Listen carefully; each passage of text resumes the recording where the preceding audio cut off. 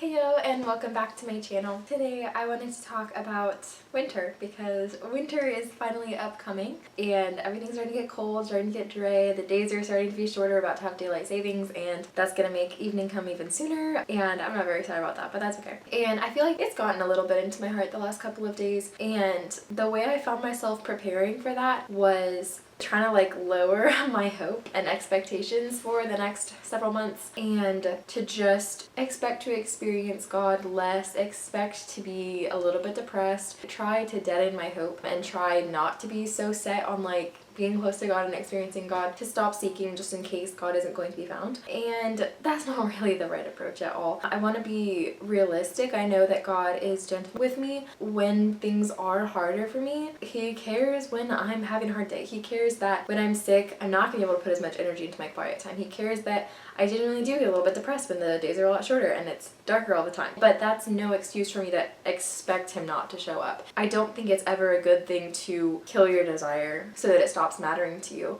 and so that you can't be hurt or disappointed when it doesn't come to pass. John Eldredge has a whole book on that called The Journey of Desire, which is really, really good, very encouraging. You should read it. But I don't know, I just feel like this morning he was encouraging me that yes, typically winter is a harder season for me. Yes, I'm really not excited about it, not looking forward to it, but that doesn't mean that it's all going to be just gray and cold and lifeless and silent the whole entire time. That he is still here, constantly always here.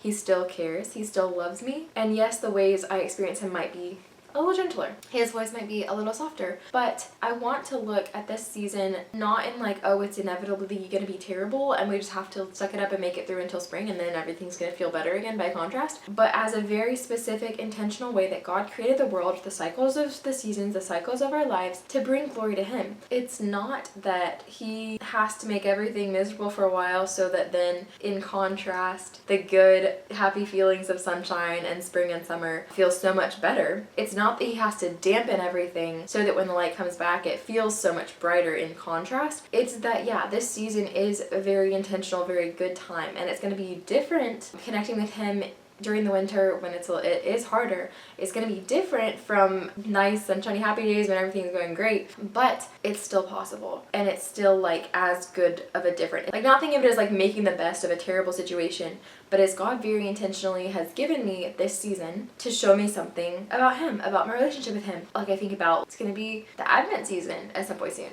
and I want to be in my heart, preparing the way for that hope. This is a way for me to live out this silence and the hard before the promise was fulfilled, and preparing my heart to receive him, his presence. He is Emmanuel, God with us, and that's gonna be so comforting for me this winter to know that he is here, and that's what a lot of this season is about for me symbolically. The fact that he comes down, he enters into our lives, into our messiness, into our brokenness, and he meets us there and he stays with us. And he cares about the fact that, it's cold, it's hard, it's dark, it's quiet, but he is there, he comes to us. And then on that thought of preparing the way, it was making me think of preparing the ground for seed to come and sprout and new life to begin. That what he's doing in my heart in this harder season is making a way for the things that he's going to do when sunshine returns in the spring and the summer. And that this could be a season of just stripping away, but that's not for the sake of taking away all the great things about life. I want to think of it more as a refining, stripping away all of the dross to see, okay, what do we have? What are we left with? Who am I? And what is our relationship when everything else is taken away?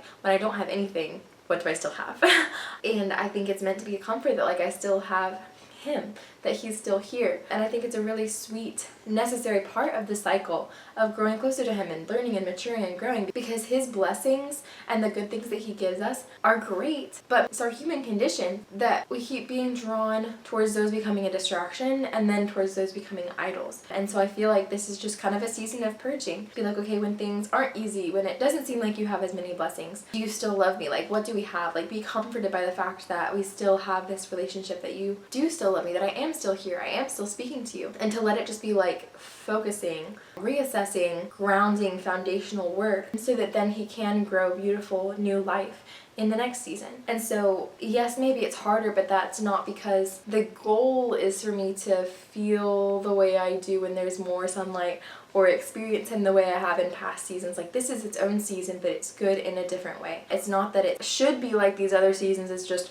you have to put in so much more effort to try to make it like something else. Like, it's its own thing. I'm learning different things here. I'm experiencing him in a different way as it comes to be winter. And that's okay, that's good. Like, he intentionally made it that way. Again, it's not like he has to give me this bad thing so that then I'll be satisfied with, you know, like a mediocre good thing later, because by contrast, I'm like, wow, anything is better than being depressed in the wintertime. He is doing a good thing, even here, even now. This is completing his work in me, and I want that to be my focus in these harder, what feels like a longer season, but it's also like shorter because all the days are tiny. But yeah, I want to be focused on that, like the good that he's growing in me. I want him to be preparing the soil of my heart. It's like planting a seed that grows deep down in the darkness. It's like cold, it's quiet, it's earthy, it's dark, it's still. Nothing really seems to be happening until suddenly months later it's like, oh my gosh, there's life here. Like, how did that happen? I think that's so sweet how he works in the secret, in the hidden, in the mysteries, and I might not know what he's doing until a few months down the road, or it might not seem like anything good is coming of this until I can like see the green shoot and be like, oh, we did something. But that doesn't mean that this time here is unnecessary and useless